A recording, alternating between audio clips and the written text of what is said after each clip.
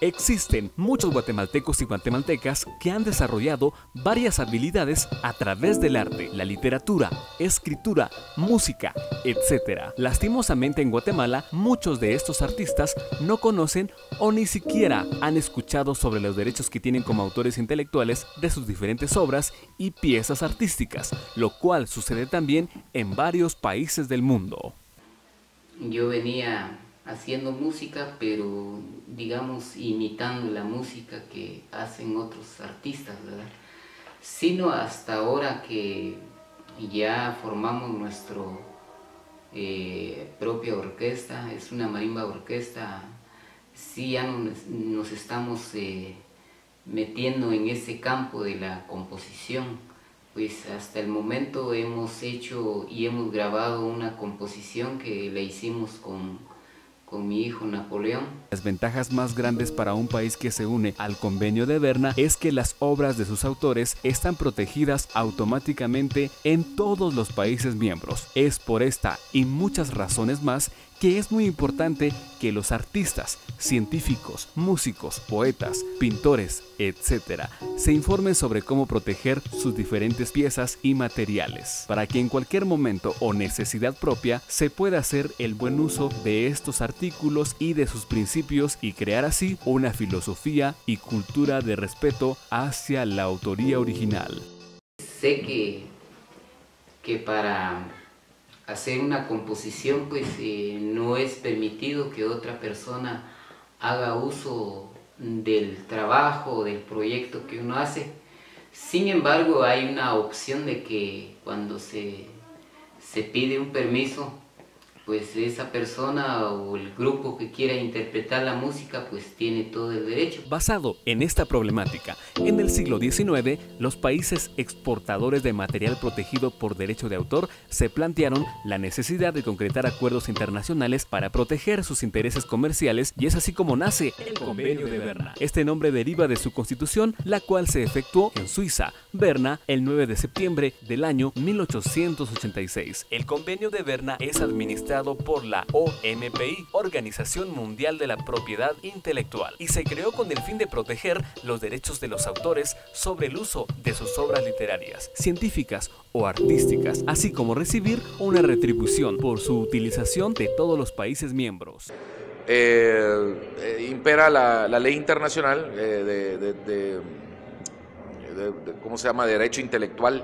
No solo es una falta legal, creo que es esconderse detrás de una baja intelectualidad de estudio. Es gente que no, entonces obviamente no ha estudiado, al no darle crédito.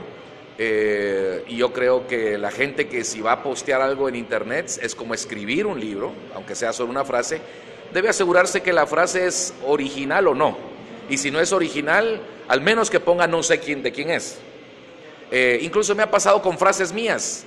Yo he encontrado a gente que ha posteado frases mías y no me dan crédito, y yo creo que ni saben de quién es porque la han oído en otro lado, la vieron de otro lado y así ha quedado. Por otro lado está todo el asunto del plagio, que es muy complicado, y eso viene desde secundaria. Primero, que los maestros permiten que sus alumnos solo hagan copy-paste y no revisan porque es pereza del maestro. No es tanto culpa del alumno al principio como perece el maestro. Por otro lado, los alumnos haraganes, a mí me da mucho risa aquí, especialmente en Guatemala, que todos decimos que queremos un mejor país, pero somos haraganes para estudiar. Y muchos alumnos haraganes solo a la hora de hacer una investigación, en lugar de genuinamente investigar, se van a rincondelvago.com y bajan la investigación que alguien más hizo, y nadie verifica si es así. Luego hay alumnos más astutos que hacen copy-paste y lo mezclan. Entonces cuesta saber de dónde viene la fuente. Entonces viene desde secundaria. En universidad los primeros años también las investigaciones no son rigurosas. Ya más adelante, en cuarto o quinto de universidad, pues ya los maestros son un poquito más investigativos y miran si de veras el documento es original o no. a pesar de que su primer texto fue firmado en el año 1886. El Convenio de Berna ha sido completado, revisado y enmendado 8 veces, siendo esta la última vez el 28 de septiembre de 1979. Actualmente existen 169 países unidos al convenio. El Convenio de Berna posee 38 artículos y un anexo de disposiciones especiales relativas a los países en desarrollo que consta de 6 artículos. En este convenio también se establecieron 3 principios fundamentales. Y los derechos de autor realmente son muy variados, porque una cosa es el derecho de autor y otra cosa es el contrato que firmas. Entonces, si tú firmas un contrato donde como autor te están dando el 2%, el 10% o el 20% de una editorial que publica tu libro, pues eso es lo que firmaste, no importante cuando son tus derechos de autor. La editorial que invirtió en producir tu libro también tiene sus derechos y ellos dicen, bueno, vamos a vender tanto y te vamos a pagar tanto por escribir. Entonces, el derecho de autor tiene que ver con el producto original que escribes y eso es tuyo. Lo mejor es registrarlo de la mejor forma, pero yo creo que el problema del derecho de autor no es tanto del autor, sino que como del que la copia. Porque el autor lo pone allá afuera y ya estuvo. El que lo copia es el deshonesto. Y creo que tenemos que hablar más de la deshonestidad que del derecho de autor. El primero es el principio del trato nacional, el cual dice que las obras artísticas y literarias reciben la misma protección en los países que pertenecen al convenio. El segundo principio es el de independencia de protección, el cual establece que cada país miembro debe otorgar a las obras extranjeras la misma protección que se le otorga a las obras nacionales. Y el último principio es el de la protección automática, el cual prohíbe a los países miembros exigir a personas de otros países integrantes de la Convención de Berna formalidades legales como prerequisito para la protección de derechos de autor. Me han mandado tesis, me acuerdo que me mandaron una tesis de filosofía de una universidad en México, donde todo un párrafo lo habían copiado de mi libro, de uno de mis libros, Generación Emergente, uno que escribí en el 2005. Entonces el profesor, porque daba la casualidad que me conocía, el profesor había leído mi libro y le sonaba que lo había leído en algún lado y se acordó que era yo, y el profesor lidió con esta persona, el asesor de tesis. Pero eso pasa, y ¿qué puedo hacer? Yo no me voy a meter mi negocio no es demandar gente, así que si lo quieren copiar, que lo copien, yo no voy a hacer nada al respecto. Sencillamente ya sé cómo son.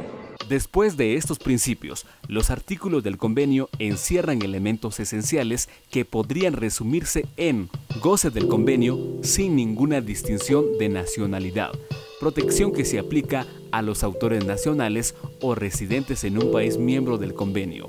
La protección de la obra se concede al autor durante toda su vida y por 50 años después de su muerte, exceptuando fotografías y películas. Protección a todas las obras que no habían entrado al dominio público. Límites en la traducción y presentación siguiendo el criterio del autor. Considerar país de origen de una obra en donde ésta se publique por primera vez. Y en caso de una obra inédita, en el país de nacimiento del autor. Así también, cada artículo se especifica en cierto tema, tales como posibilidad de limitar la protección de algunas obras, derechos morales, vigencia de la protección, derecho de traducción, libre utilización de obras, derechos cinematográficos, entre otros.